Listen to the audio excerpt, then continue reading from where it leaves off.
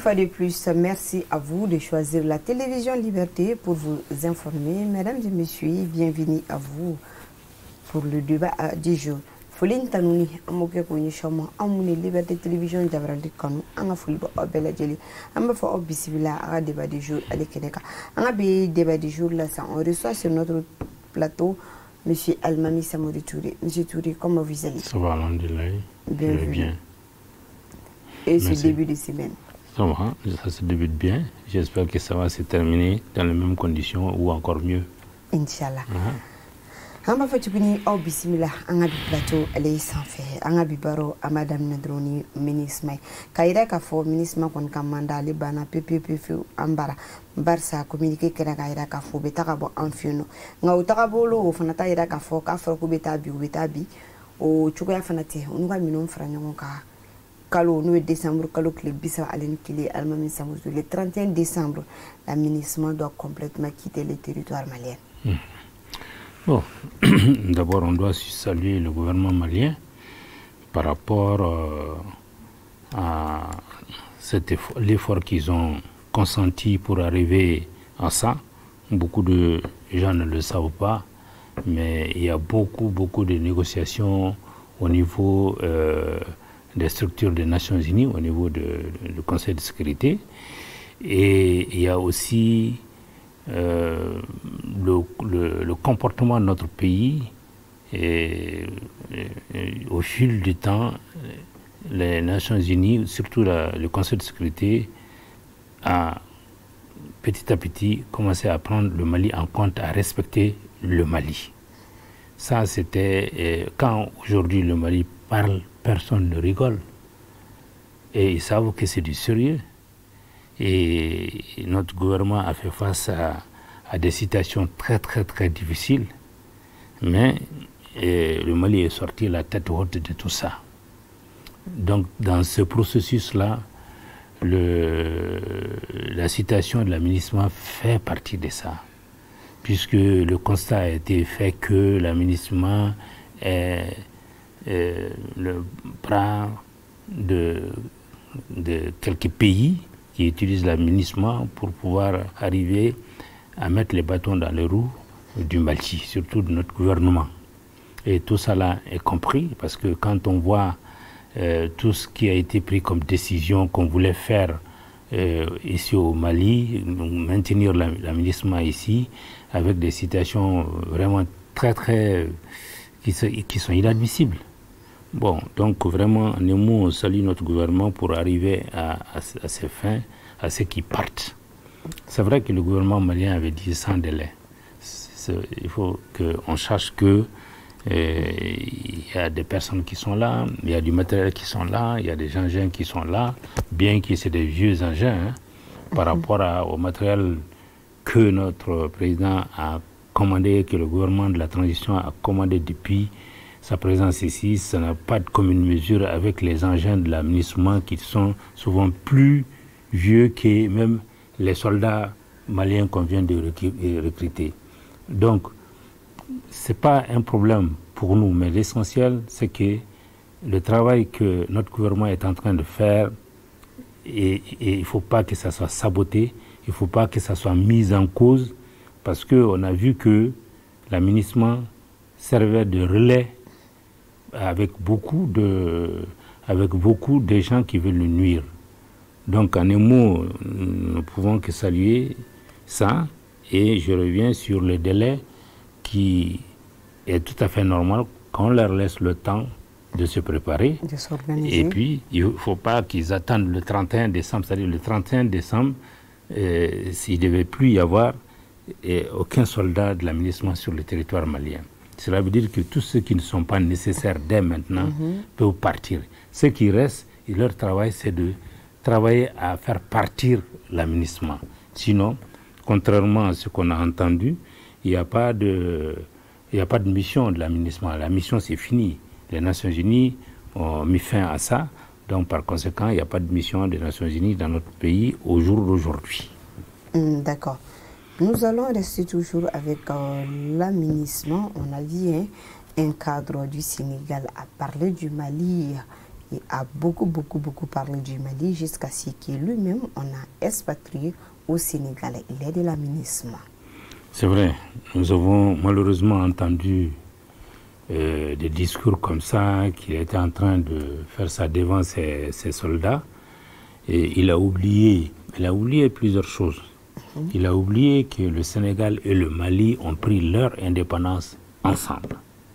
Il a oublié que le Sénégal faisait partie intégrante de l'Empire du Mali.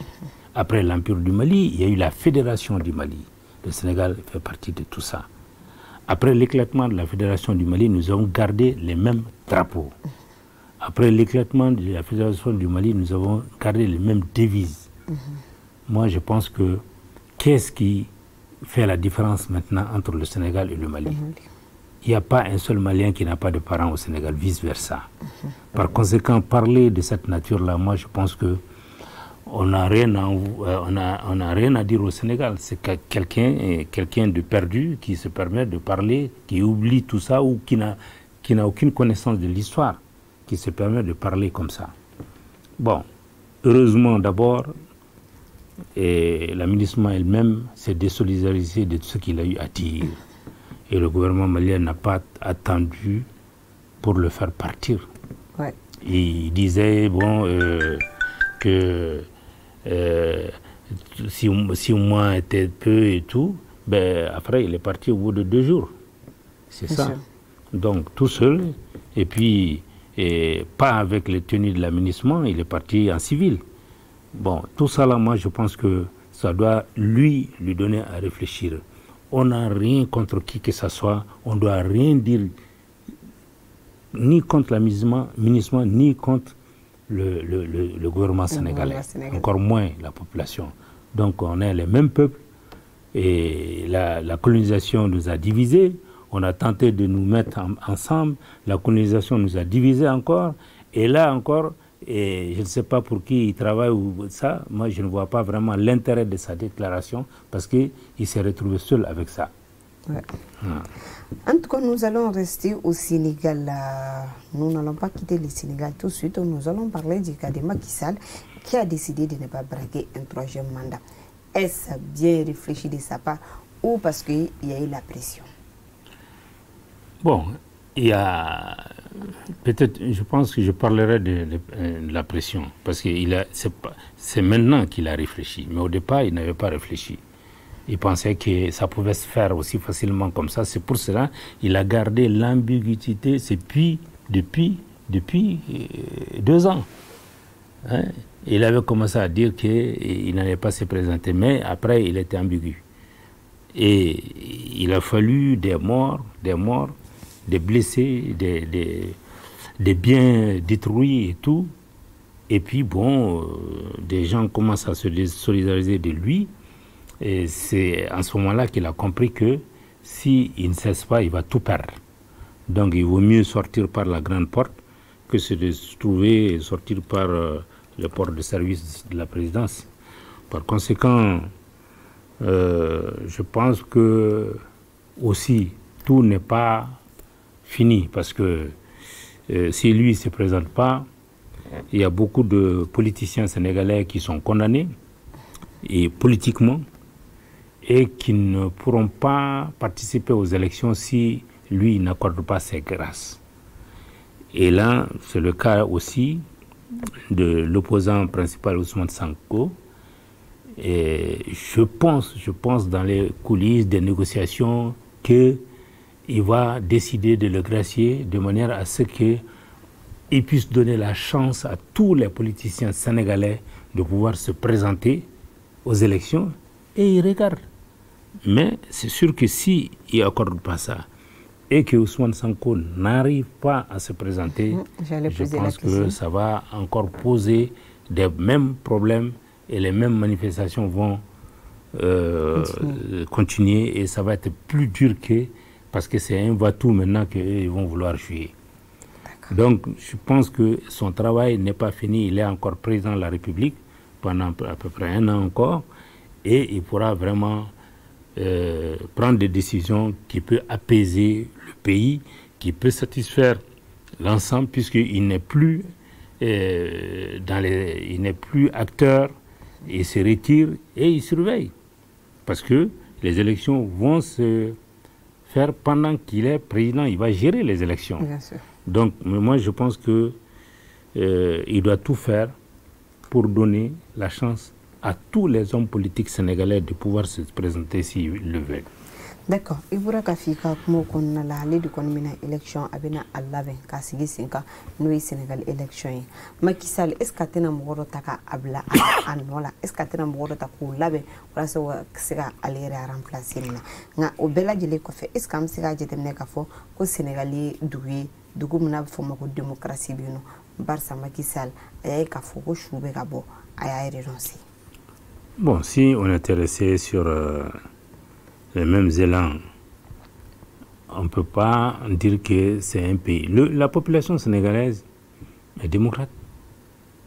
S'ils se sont levés, parce que c'est arrivé à une situation où c'est impossible de rester les bras croisés. Il fallait qu'ils se lèvent pour montrer à ceux qui n'acceptent pas l'injustice.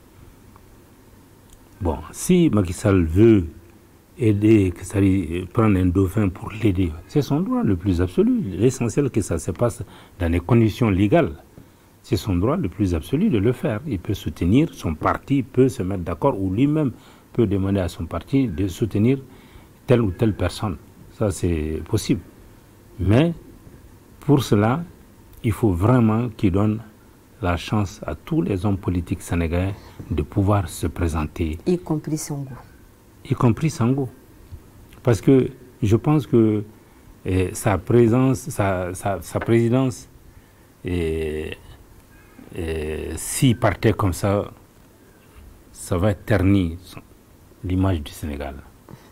Mais si il décide réellement d'accorder la grâce à tous les hommes politiques qui ont été condamnés sur le plan politique et qui, en réalité, ont perdu leur droit pour être, voilà, d'être électeurs et être élus.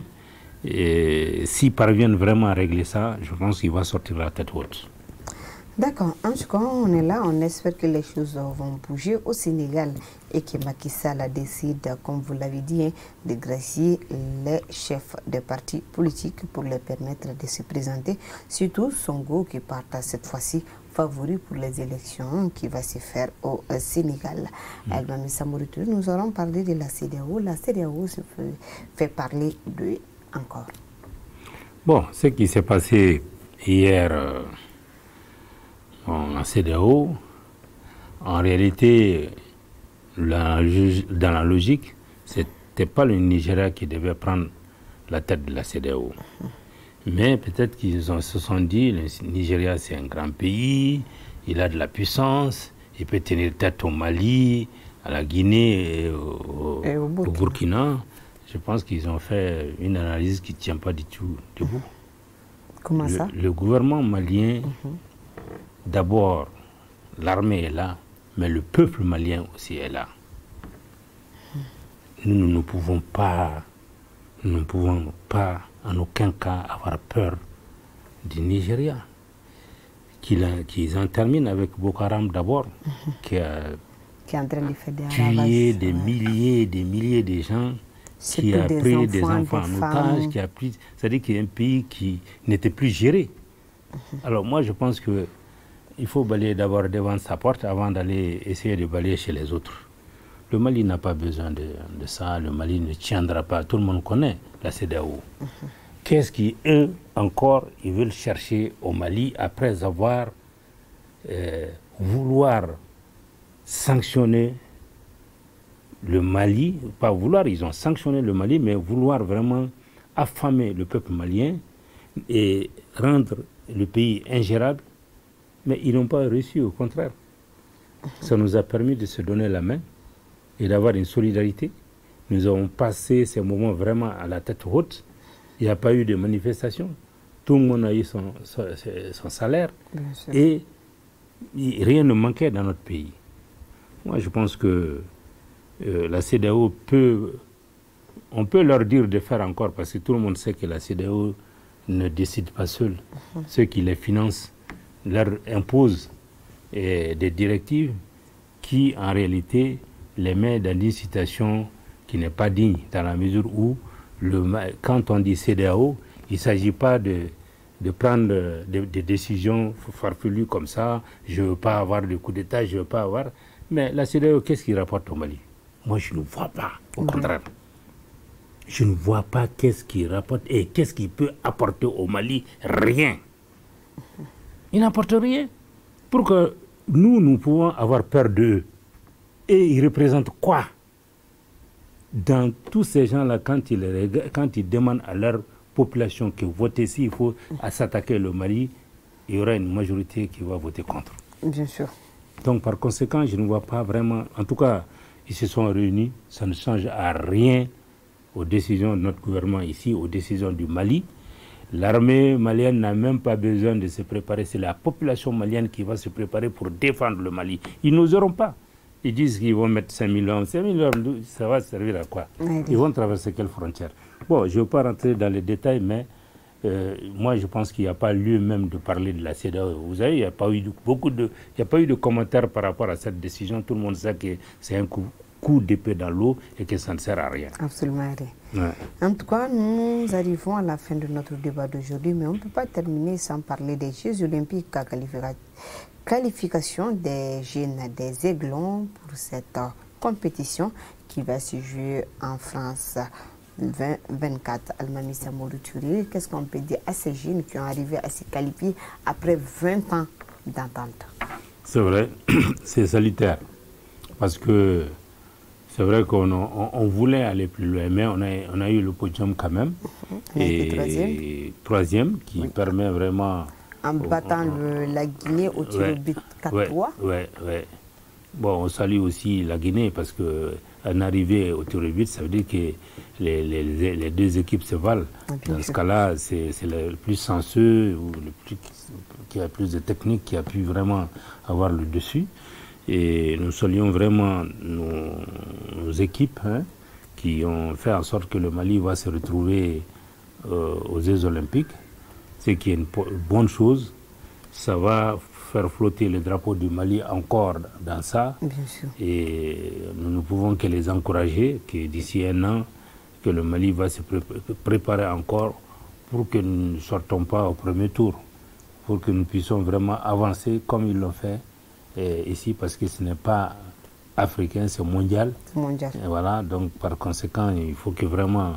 Ils vont là-bas au nom même de l'Afrique, parce qu'on va dire quelles sont les équipes africaines qui sont là. Ils sont au nombre de 4 à représenter l'Afrique. Bon, on a le Maroc, le pays gagnant, on a l'Égypte, deuxième, on a le Mali qui est en troisième position, et la Guinée va jouer les matchs des barrages pour pouvoir se qualifier pour les Jeux olympiques. Du coup, donc il n'y aura que 4 équipes africaines. Bien sûr.